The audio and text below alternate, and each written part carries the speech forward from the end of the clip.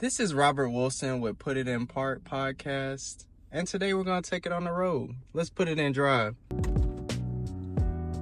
Today we're going on the road. It's a beautiful Sunday. Just want to thank God for all that He has done in my life. I just appreciate Him so much, and I really just can't thank you enough, Jesus Christ, Holy Spirit, for everything that you have done. Taking it on the road. So many people don't have the opportunity to take life on the road.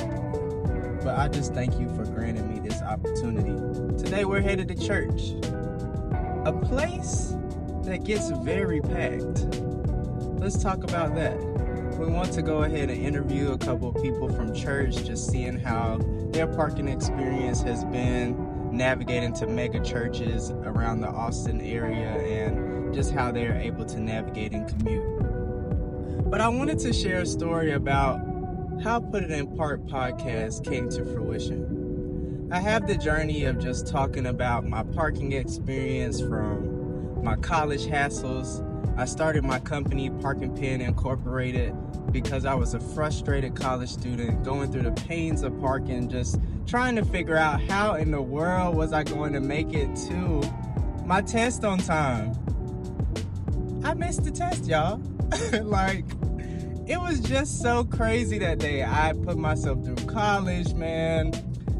Just being able to navigate to and from my 45-minute drive. I had a co-op at that time. It was just a very hectic day. I'm in the car. I'm already like, oh man, okay, I'm going to get here right at 9:55. Mind you, the test was at 10 o'clock, right? So I'm driving around, I'm navigating. I'm looking at the library parking lot, no parking spots to be found. I'm looking at the engineering building. I already knew the engineering building wasn't going to be available because it's the heart of campus, honestly. So I took a try there. I took a chance and I looked around, but to my knowledge, of course, there was no parking spaces. And then I tried the residential community. And again, no luck. So then I had to bite the bullet and park off campus and take a 15-minute walk to the engineering building. By the time I made it to class, it was 10:20. I didn't even get a chance to go into the classroom building because my professor closed the door and he was like, well, you're out of luck. And mind you, it would have been a different case if I had not studied for that test that day. But I was so prepared and I just was so heartbroken. I was really actually upset about it. But, I didn't take my frustration out because I knew that we would get grades dropped at the end of the semester. So I was just like, okay, we can go ahead and endure through this. But I'm tired of waiting 20 minutes for a parking space. So then I conducted a survey around campus during career fair, and career fair is the perfect time to get insights because it's bumper to bumper traffic on a college campus. So we did a commuter survey and we got 750 insights, and the average wait time that folks were waiting for a parking space was 20 to 25 minutes. Can you believe that? 20 to 25 minutes waiting for a parking space. Some of the data that we collected was even 2 hours that people have waited for a parking space. Now, to me, that's a good movie. I think I would just watch the movie, wouldn't you? But thus started the revolution of us, my team of people at Parking Pen, and also frustrated college students on the campus at that time. We got together and we decided we wanted to make a change in the parking industry. So we built an application that connects people to parking spots. Now, I am doing a different spin-off and wanted to learn more about parking industry professionals because there are so many innovative ideas within the parking industry, not only from Parking Pen, but you have other companies that are very prominent in this space. We want to hear from them. We want to know what it's like to do field lot patrols and have to navigate maintenance and figure out how much funding is needed to do even maintenance on bumps in the roads and holes in the parking lot. How much does that cost? How much does it cost to build a parking garage? So many things that we as commuters overlook they need maintenance. And this is what Put It in Park podcast is all about. Just taking the time to learn about what everyday people like me and you go through on the commuter side of things. But how does the parking administration feel? Because they are always trying to get a 5-star experience for us, whether we believe it or not, right?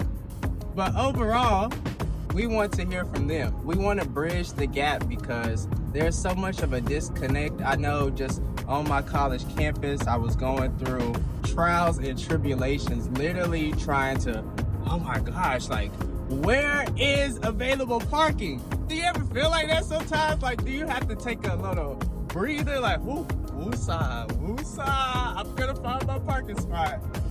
I know I'm like that, man. Man, I just want to be able to connect people to available resources and get them the time back that they deserve.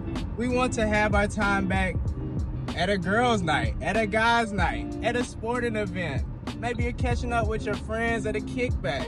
We want all of that to be executed so that we can get to the place that we need to get to in a timely manner.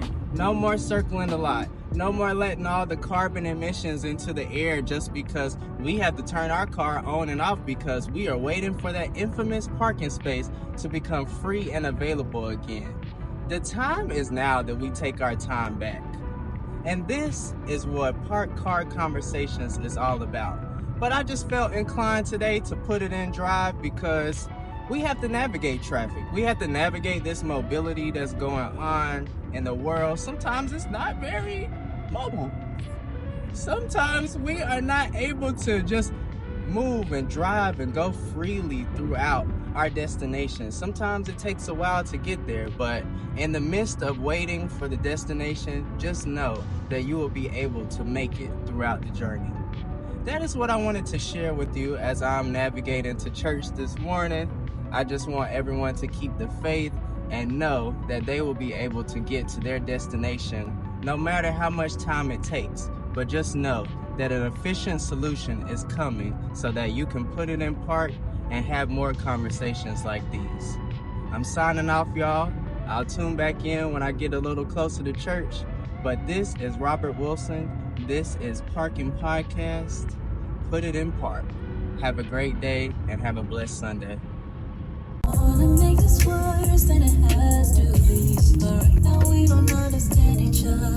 I just need for you to come and cover us. Teach me how to understand this man. I don't want my brand new room, but what do you plan? Teach me how to Y'all, look at this parking.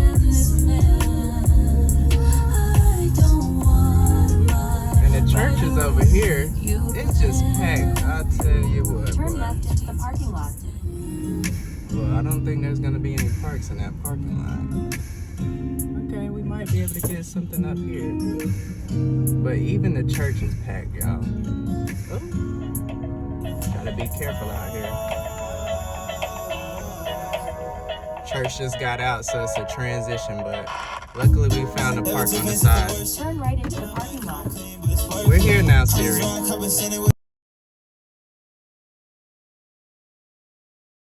Today we are here with Elle and John. So I'm going to ask them a couple questions. We as commuters just need to figure out how we are navigating campuses, churches, airports, hospitals, stadiums, anywhere that needs to be connected to people and places for parking spots. I'm going to ask a few questions to John today, and we're going to get started. So, how was your parking experience today? It was great. It wasn't actually too bad today. Okay, that's good. I actually rolled up a little bit late. Spot that was open that I saw, and I just pulled right in. But yeah, it was a pretty easy one today. Got you. Okay. How long would you say that took? Probably around a minute or two today. Oh, that's a blessing, man. I can't even lie. What about you, El? It was actually pretty good today. I got here on time, so I was Okay. able to park on the street. I was late. We try to leave the parking lot open, like for friends and family kind of thing. Got you. And like Okay. people who haven't been to the well. before, so I just parked on the street, but it was easy. It took like 2 minutes. Okay, that's great. That's great. Now you both go to UT, right? Mhm. Okay, what are you studying? I'm studying this like kind of liberal arts program called Plan 2. Okay, are you junior, senior? Junior. Okay, Yeah. awesome, Yeah, awesome. yeah. And what about you? Geographic information systems, and I'm a junior as well. Okay, got you. Yeah. How do y'all feel about parking at UT's campus? Parking at UT's campus is pretty tough. Okay. I actually got a moped because okay. I couldn't park like with a car. Oh And my if I God. did have a car, I'd probably park in illegal spots where you need a permit, and then I Mhm. got like ticketed all the time. Oh Even my with a gosh. moped, I still get ticketed. Wow. So like if you want to park on UT's campus as a student, you probably have to get like a permit, which is like probably like 100 to 150 a Oh my semester. gosh. Do you have to have a permit for the moped? Yeah, and there's Okay. like certain places for moped parking, which is like better, honestly. I've not experienced like too much trouble, but I'd say with a car, like it's so Oh, it's hard. hectic? Yeah. Okay, so did you have a car first and then you initially changed? Okay. How was the pricing for the car permit versus the moped permit? The car permit is definitely more expensive. I actually never got one because I didn't want to, and then I just Yeah. got tickets all the time, and then I was like, Gotcha. we need to do something different. Mhm. But it's definitely more expensive. than the Okay. moped, No, that yeah. makes sense. Mhm. Yeah, so with the moped parking, how long does it take you to park? And thinking about how long it took you to park with your car, what Mhm. is the difference between that? I'd say for the moped, there's more spaces that I can park, so it Okay. takes me like I just roll right in and I'm right where I need to be. Easy. But for car, it's trickier. Like sometimes you don't find one, Mhm. and if you do get a spot, I'd still say it probably takes like 10 minutes. Okay. Even if you do get Not one. too bad. So Yeah. you make it a class on time? Yeah, most times. Okay. Mhm. That's good. I want to ask you the same thing, John. Yeah, so I only have a car, Yeah. and I rarely will drive it to class. I usually Oh, walk to man. class. Okay. I live pretty close, but the issue is I actually started riding my bike this year. The main That's issue good. is that if you wanted to drive in, if you had to drive in, commute to class, Yeah. you really would have to go straight to the parking lot. Yeah. And so the parking lot, if you don't have a permit, I don't know the rates, but it's pretty expensive, I Mhm. would say. And so if you're not willing to spend like close to, $15 a day, maybe is like Oh, the man. ballpark. It's kind pretty of it's expensive. pretty expensive. So Yeah. yeah, if you want to park on campus, you need to get a permit. There's different Mm. types of permits. And so if you want to park like next to your building and not in the big lot that's kind of further away, you Mhm. have to pay a lot more, and it's like a rate. Gotcha. So I would say like it's just not worth it for the money for me, and I live close Okay. enough to walk and bike, and I would rather do that. But if you are someone who's commuting in, Mhm. it definitely can take a while to find a spot. Gotcha. Sometimes the lots are like there's a different schedule. Mhm. So when I was a freshman, I parked in a lot full time because I was on dorms and I had a permit, but they would need me to move my car quite frequently and like where I could park because of football games. Okay. So that's one thing at UT. And those are pretty popular, right? Yeah, so probably every other week during the fall, you have to move your car back and forth, which isn't a big deal, but it could be a little confusing for like a new student. Right.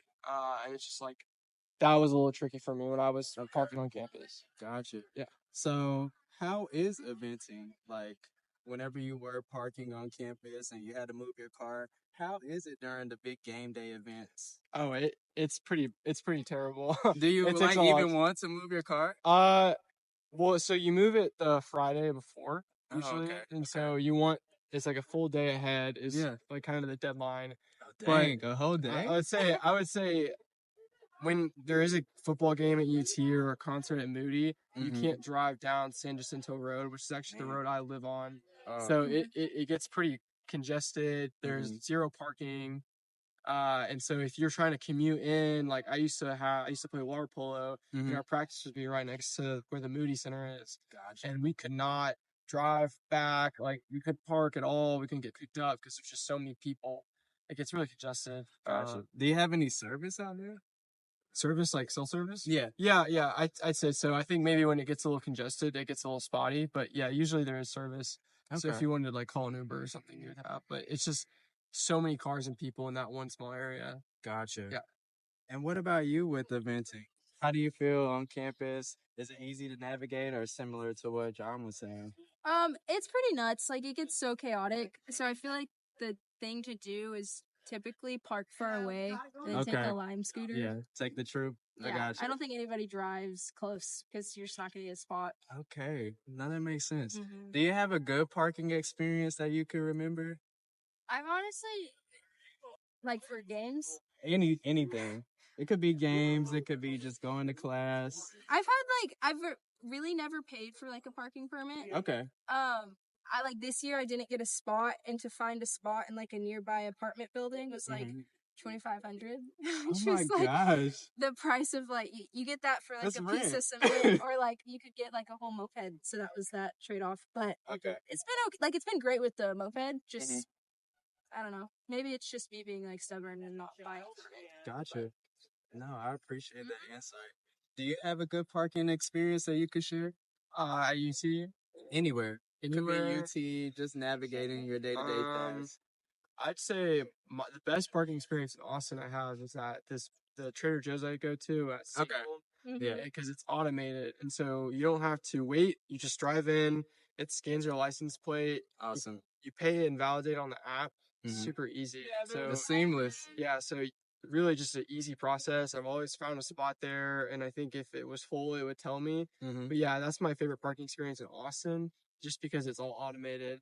I rarely drive to camp. Like I only really drive to go get groceries, go run errands on the weekend. So really, any parking lot that has like some kind of automated system, if it's paid, but if it's free, I really appreciate it when it's like big enough and it's not like it's not small, dangerous, Right. wide, spacious, and just Not hitting people any are going cars. slow and Yeah. there's nothing going on like that. But yeah, I would say that's Seahole Garage is probably my favorite place.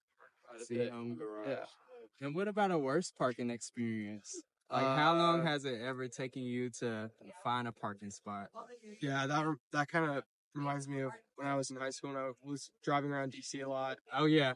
So I mean, you would always when you're in like certain neighborhoods of DC, like the Capitol Hill area is like a very like familiar one to me. Is Yeah. like you say you have dinner reservations at 6, you need to get there. You need to get in the area around 5:30 for that 30 minutes, just in case you have to find a parking spot far away. Walk in. It's like it's just really difficult in DC with the narrow roads, and then you find a spot and you're trying to read the sign. And the sign's like this big, and it's like you can park here on Saturdays, but only at this time. Yep. There's street cleanings at these weird times. You have to read the whole sign, then Or you can parallel get a ticket. park, or you get a ticket. So I've gotten tickets to DC. I've also, I guess been late to like meeting up with friends because couldn't find parking in certain parts. So that's probably the worst part is just that part of DC, the central part of DC. No, that makes sense. Yeah. Have you ever been late to class finding a parking space? Not here at UT, no. That's awesome. Okay, cool. And I want to ask you all one last question. So, if you had anything you could say to parking administration at UT, what would it be?